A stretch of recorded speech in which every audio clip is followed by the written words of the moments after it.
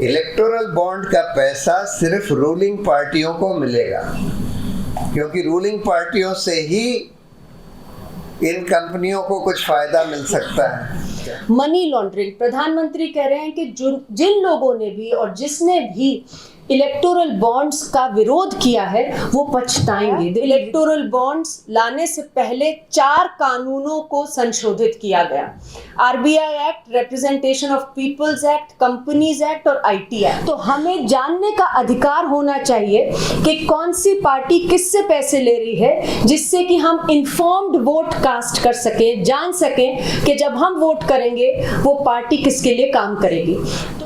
Electoral bonds के बारे में आप में से ज़्यादातर लोग जानते होंगे कि ये एक एनोनिमस फंडिंग का, यानी कि गुप्त दान पॉलिटिकल पार्टियों को देने का एक स्कीम बनाई गई, जो 2017-18 में कार्यान्वित करी गई। और उसमें ये था कि 1000 से लेके 1 करोड़ के बॉन्ड्स स्टेट बैंक जारी करेगा, और वो बॉन्ड कोई भी जाकर बैंक से खरीद सकता है, और उसमें किसी का नाम नहीं होगा, बेरर बॉन्ड की तरह होंगे, जैसे करेंसी नोट्स होते हैं, यानी कि 1 करोड़ तक के करेंसी नोट्स की तरह थे, 1000 से लेके 1 करोड़ के। और वो बॉन्ड कोई भी पॉलिटिकल पार्टी को ही आप दे सकते हैं, पॉलिटिकल पार्टी उसको एनकैश कर सकती है। वो पॉलिटिकल पार्टी जो कि जिनको कुछ मिनिमम थ्रेशोल्ड ऑफ वोट्स मिले थे, उन्हीं को दे सकते हैं। तो 2018 के शुरू में ये इंट्रोड्यूस हुई, और उस समय जब इंट्रोड्यूस हो रही थी तो इलेक्शन कमीशन और रिजर्व बैंक दोनों ने ही इसका विरोध किया।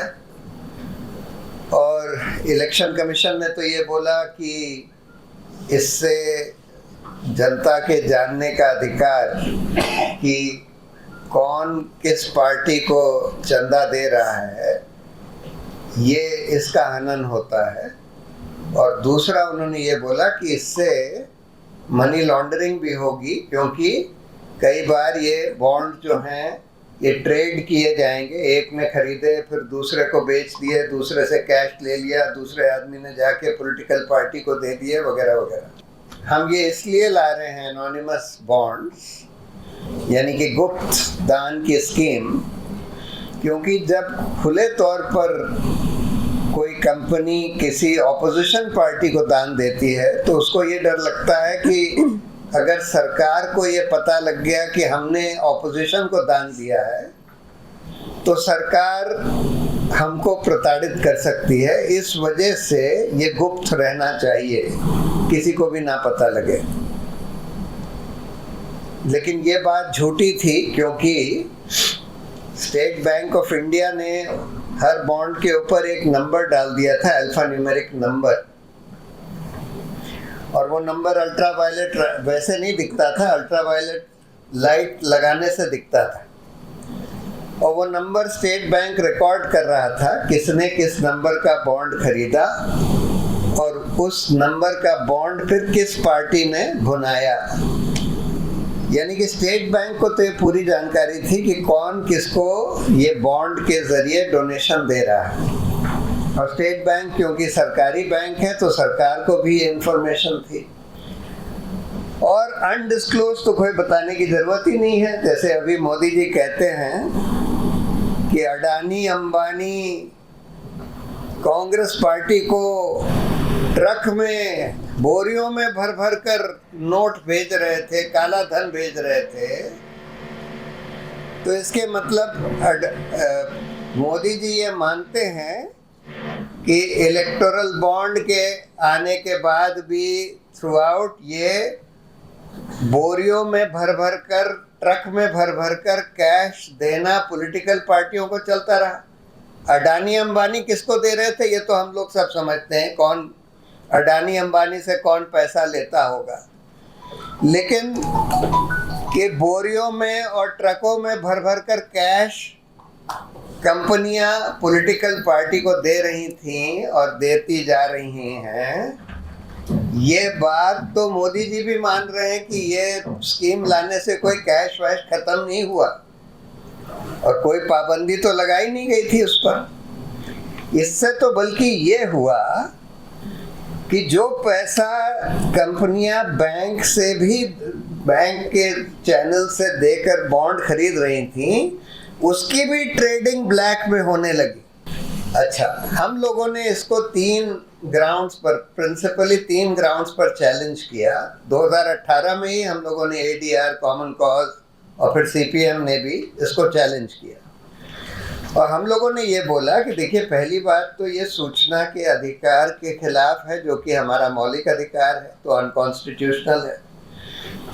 दूसरा, हमने बोला कि देखिए, ये करप्शन प्रमोट करेगा, भ्रष्टाचार को बढ़ावा देगा, क्योंकि ये गुप्त बॉन्ड है। तो ज्यादातर कंपनियां ये गुप्त बॉन्ड उन पार्टियों को देंगी जिन पार्टियों की सरकार से उन कंपनियों को फायदे मिल रहे हैं। तो ये घूस के तौर पर ज्यादातर पैसा दिया जाएगा और घूसखोरी को प्रमोट करेगा।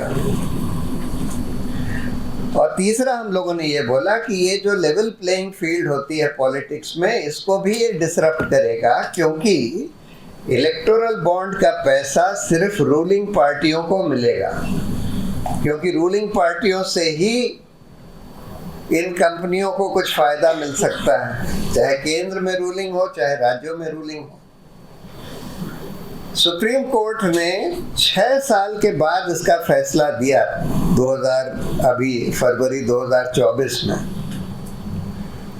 और अच्छा फैसला दिया। लेकिन उस 6 साल में 16,500 करोड़ के बॉन्ड खरीद के पॉलिटिकल पार्टियों को दिए जा चुके थे, और उसमें से आधे बॉन्ड, करीब 8,500 करोड़ के बॉन्ड सिर्फ और सिर्फ एक पार्टी को मिले थे, भाजपा को, जो केंद्र में रूलिंग पार्टी थी और कुछ राज्यों में भी रूलिंग पार्टी थी। दवाई बनाने वाली कंपनियां थी, उनकी दवाइयां सब स्टैंडर्ड या जानलेवा या खतरनाक पाई गई थी अलग अलग ड्रग रेगुलेटर्स के द्वारा। उन्होंने भी बॉन्ड का चंदा दे दिया, भाजपा को भी और कुछ स्टेट की रूलिंग पार्टीज को भी, और उनके चंदा देने के बाद उन दवाइयों को जो सब स्टैंडर्ड या खतरनाक पाई गई थी उनको चलने दिया गया। कितने लोगों को उसकी वजह से मौत के घाट उतारा गया कहना मुश्किल है, लेकिन एक दवाई का मैं जिक्र करना चाहता हूं, रेमडेसिविर। रेमडेसिविर एक बहुत ही खतरनाक जानलेवा दवाई है, जो कि कोविड के समय सरकार ने खूब प्रमोट करी, बड़ी ब्लैक में मिल रही थी, बहुत महंगी मिल रही थी। इसके बारे में ये दवाई एक्चुअली कोविड के पहले बनाई गई थी कोई दूसरी बीमारी के लिए, और उसके ट्रायल्स में ही ये पता लग गया था कि ये बहुत खतरनाक जानलेवा दवाई है, लेकिन उसको चलाया गया, खूब प्रमोट किया गया सरकार के द्वारा। बिहार के रेगुलेटर ने ये भी कह दिया, इन एडिशन टू जो उसकी खतरनाक क्वालिटीज थी, जानलेवा क्वालिटीज थी, बिहार के रेगुलेटर ने ये बोला कि इस दवाई में तो बैक्टीरियल कंटेमिनेशन है। और गुजरात को बोला कि गुजरात में ये कंपनी ये दवाई बनाती है, जाइडस कैडिला उसका नाम है, कि आप इस दवाई पर रोक लगाइए। लेकिन गुजरात ने वो दवाई चलने दी, और क्या कुछ कह नहीं सकते। देखिए, सेकेंड वेव ऑफ कोविड में, जिसमें कि इतने लाख लोग मारे गए, मौत के घाट उतर गए, उनमें से कितने लोगों ने रेमडेसिविर खाई, इसकी तो जब एनालिसिस होगी उससे पता लगेगा कि कितने लोगों की रेमडेसिविर से मौत हुई है। लेकिन ऐसी खतरनाक दवाइयों को चलने दिया गया सिर्फ इसलिए कि उनसे इलेक्टोरल बॉन्ड का पैसा ले लिया गया था। इलेक्टोरल बॉन्ड का भी और इलेक्टोरल ट्रस्ट के थ्रू भी उन कंपनियों से पैसा लिया गया। इस भ्रष्टाचार के घोटाले में वो लोग भी शरीक हुए, तो इसलिए वो लोग तो जांच नहीं कर सकते। इसकी जांच तो एक स्पेशल इन्वेस्टिगेशन टीम ही कर सकती है, जो सुप्रीम कोर्ट गठित करे, जिसमें कुछ रिटायर्ड CBI के या दूसरे ऑफिसर्स हों जिनकी रेपुटेशन बहुत अच्छी रही हो, और इनका सुपरविजन एक रिटायर्ड सुप्रीम कोर्ट जज करें, और उसके बाद जो वो लोग आइडेंटिफाई करें कि उस कंपनी में कौन लोग थे, उस पार्टी में कौन लोग थे, उस सरकारों में कौन लोग थे, और ईडी, आईटी, सीबीआई में कौन लोग थे जो इसमें इन्वॉल्व थे, जिससे उनके खिलाफ एक्शन लिया जा सके, उनका प्रोसिक्यूशन किया जा सके, और उन पॉलिटिकल पार्टियों ने जिन्होंने ये घूस का पैसा लिया उनसे ये पैसा रिकवर किया जा सके। जो मौजूदा सरकार है सेंटर में, अलग अलग तरह से सूचना के अधिकार पर, लोगों के सवाल पूछने के अधिकार पर, सरकार को जवाबदेह बनाने के अधिकार पर प्रहार करती रही है लगातार पिछले 10 सालों में।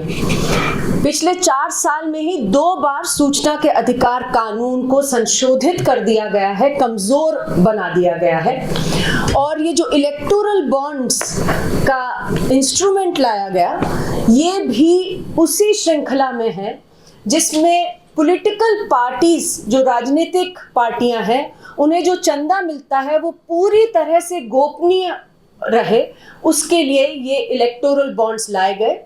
बेसिकली जैसे प्रशांत ने बताया, इलेक्टोरल बॉन्ड्स लाने से पहले 4 कानूनों को संशोधित किया गया।